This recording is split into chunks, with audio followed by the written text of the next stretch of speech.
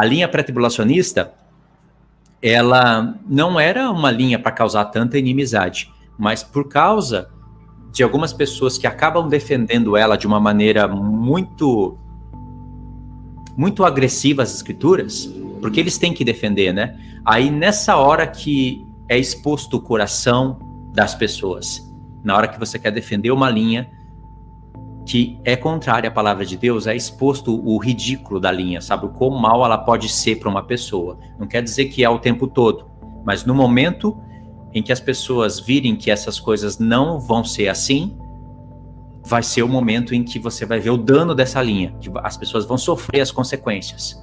Eu já falei num vídeo recente do canal sobre os primeiros danos e os últimos danos que essa linha causa.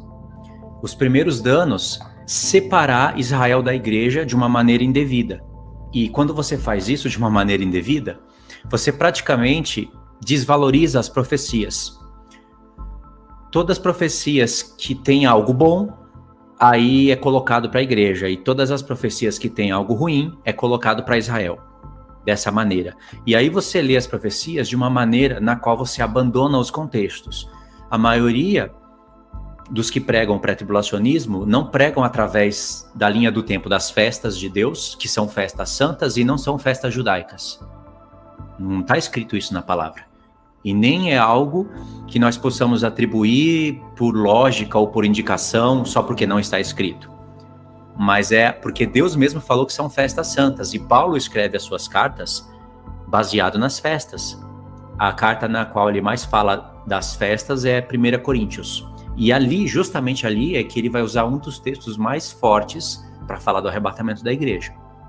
Ele deixou bem claro, o apóstolo Paulo, para a gente ali na primeira carta, que ele montou uma linha do tempo dentro das 4 primeiras festas, e quando chegou no final da carta, ele começa a falar das últimas. Primícias, a palavra expiação não aparece, mas está ali implícito, e ele fala de trombetas. Trombetas, está ali expiação, e a palavra tabernáculos, o próprio milênio, ele não aparece com essa palavra, mas o efeito do tabernáculo aparece dentro de 1 Coríntios 15, quando fala que o Senhor Jesus um dia vai entregar o reino para o Deus Pai. Ok, então, praticamente essas coisas são abandonadas e vocês vão ouvir argumentos que são argumentos muito distantes da verdade, ao ponto de pessoas quererem negar o arrebatamento da igreja vinculado a trombetas, no plural, negar que a última trombeta de 1 Coríntios 11 é a última do Apocalipse, e isso é impossível de ser. Não existe uma última trombeta aqui, uma última trombeta ali, uma última trombeta lá. Isso são invenções teológicas, para fugir do que é inevitável, do que está escrito. E aí a pessoa faz um discurso e leva as pessoas para jogos olímpicos, jogos de Coríntios, sabe? Falar que as trombetas eram trombetas de corridas, de jogos romanos. Pelo amor de Deus, irmãos, o apóstolo Paulo era judeu e ensinava a palavra de Deus baseado nas escrituras, que pode nos fazer sábios para a salvação. Ele fala isso, que toda a escritura é inspirada por Deus, e são palavras que, se tiver o Espírito nelas, elas nos fazem sábios para a salvação. E ele, ao falar de uma última trombeta, lógico que ele não está falando de jogos romanos, de jogos de Coríntios. Se ele é um judeu e está ensinando o arrebatamento para a igreja, ele vai usar para a igreja linguagens bíblicas. Ainda que ele tenha dado exemplos de corridas, ele usa algumas analogias, sim, como guerra, corrida, dentro de Coríntios. Quando fala de trombetas, ele não pode estar falando de trombetas de Jogos Olímpicos, senão fica um ensino, assim, descaracteriza ele como mestre.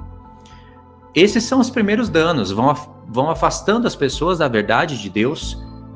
As pessoas não ligam muito para o que os profetas dizem, elas querem interpretar as palavras de Paulo dentro da imaginação, da lógica delas.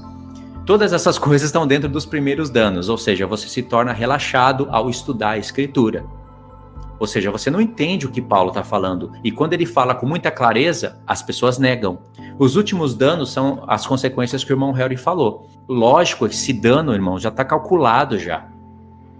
As pessoas estão ouvindo, quase que o tempo todo, que é injusto a esposa ser uma açoitada e toda açoitada, ensanguentada para as bodas. Olha só o tipo de argumento que é usado para defender a linha.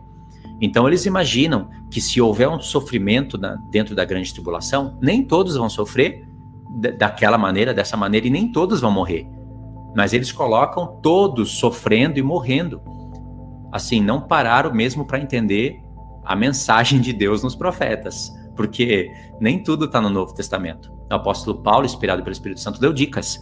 Então eles colocam as pessoas sofrendo, sendo ensanguentadas, sei lá, uma noiva toda descabelada, e fala que uma noiva não pode ir assim para as bodas.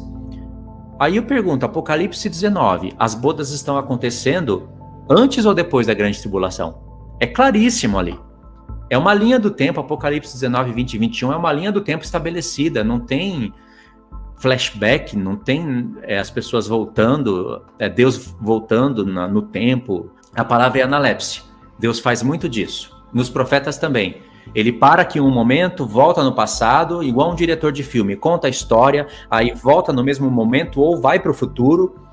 E assim ele faz dentro do sexto selo, ele já foi lá no futuro, lá no Apocalipse. Depois ele volta dentro do sexto selo e começa a contar as coisas do sétimo selo. É analepse. Prolepse é quando Deus fala alguma coisa lá na frente. Uma profecia, por exemplo. Então, dentro de Apocalipse 19, 20 e 21, não tem analepse. Não tem isso. E as bodas do Cordeiro estão acontecendo, de fato, depois que a grande Babilônia caiu. E ali diz que ela se ataviou. Ela não se ataviou como as pessoas querem mostrar aqui. Ficou arrumando o cabelo, se maquiou, a esposa colocou vestido. Não é assim, irmãos. A esposa se ataviou com, está escrito linho fino, puro e resplandecente, que são as obras dos santos. E dentro dessas obras, convém sofrer também. Quando é conveniente sofrer, quando é necessário, o mundo vai sofrer, e quem tiver que sofrer consequências para dar testemunho do Senhor Jesus, sofrerá também. Então é assim que a esposa vai se ataviar, e ela não vai ensanguentada para as bodas. Isso é linguagem humana, desviada da verdade. Então, olha só, aí você vai revelando, você vai expondo o seu coração. Esses são os primeiros danos. Quando começa a entrar nos últimos danos, você já tem uma igreja despreparada, e eu tenho que falar aqui, com o coração completamente hipócrita. Veja que eu não falei parcialmente, eu falei completamente hipócrita, ao ponto de chegar num paralelismo com o próprio calvinismo. Assim, um coração egoísta, muito egoísta, ao ponto de você se achar melhor que os apóstolos e até que os profetas de Deus. Como assim? Você se acha melhor que os apóstolos porque Paulo pode morrer decapitado, Pedro pode morrer crucificado de ponta cabeça, e o argumento é, nem todos sofrem, eles sofreram, mas não quer dizer, nós sofremos? Não, muitos sofreram, então por que eu tenho que sofrer também? Olha só o argumento. Outro argumento, que entra dentro dos últimos danos e revela um coração, que começa a ser um coração hipócrita, assim, é afastado do evangelho. Dizem que nós vamos ressuscitar na frente dos profetas. Aí você pode pensar, mas da onde surgiu isso? Não, isso daqui, eu não quero falar o nome das pessoas porque eu não estou no meu canal. Mas sim, a linha pré fala isso. E ela tem que falar isso para ela dar a explicação de um ponto de 1 Tessalonicenses 4. Quando fala aqueles que morreram em Cristo, ressuscitarão primeiro. Então eles têm que dar uma explicação da primeira ressurreição de Paulo com a primeira ressurreição do Apocalipse 20. E é uma jogada ali que, se você trabalhar bem, você encurrala eles.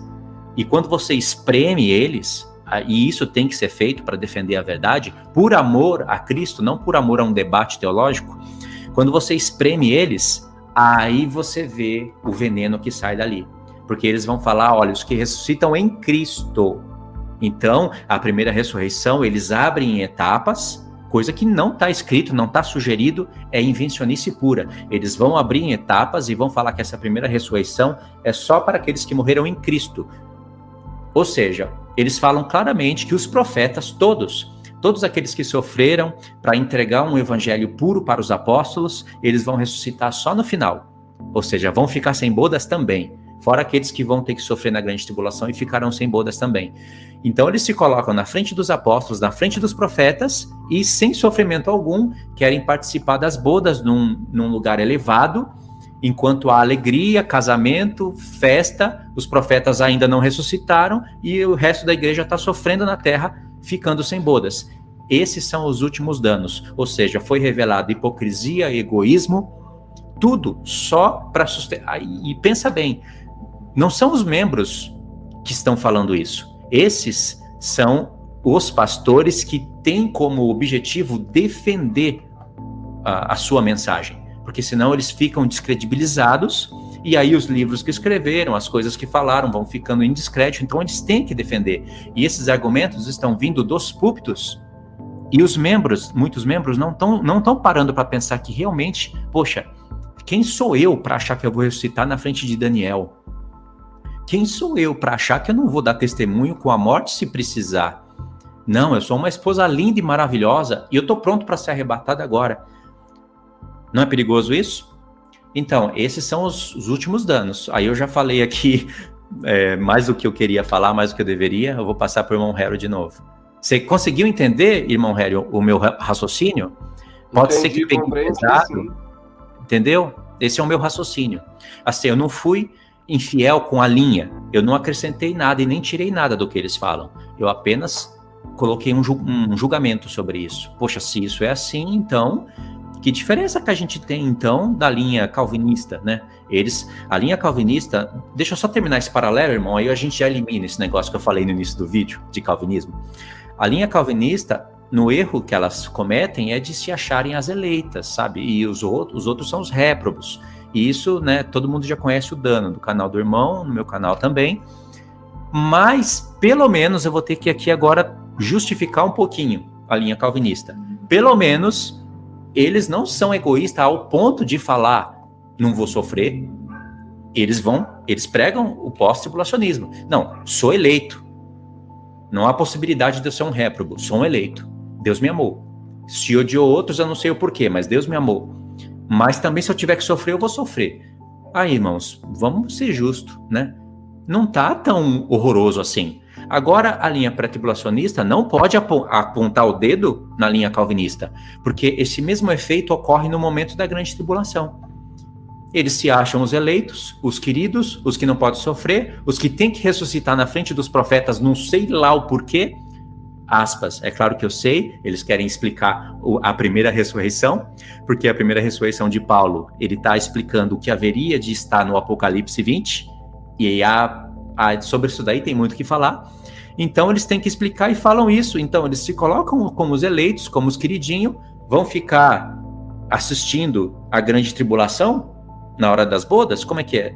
Vai ser tão feio o negócio que Jesus vai tampar com um lenço assim, vai falar, nem olha lá para baixo que o negócio vai ser feio, viu? Deixa só abrir os selos aqui, todo mundo na festa, na alegria, nós estamos ansiosos para os profetas ressuscitarem, agora deixa eu abrir os selos aqui e desencadear o inferno nos seus irmãos lá na terra. Vão ficar sem bodas, não faz sentido, irmãos. Casamento e velório. Jesus não seria tão injusto assim.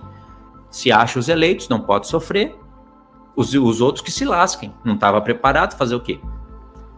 Eu não posso pensar assim, a minha consciência me impede de me achar melhor que Jeremias, que passou 23 anos profetizando e foi jogado no buraco, perseguido, Ezequiel, que sofreu tudo aquilo ali, Isaías, sabe que Isaías teve que andar nu por 3 anos, né? Nu, peladão, por 3 anos. Não sei se ele cobriu a parte da frente, mas ele teve que andar isso para desenvolver uma profecia. Fora os outros sofrimentos, eu não posso me achar melhor do que eles. Vou ressuscitar na frente deles. É um absurdo isso. Na verdade, isso só existe para defender um argumento.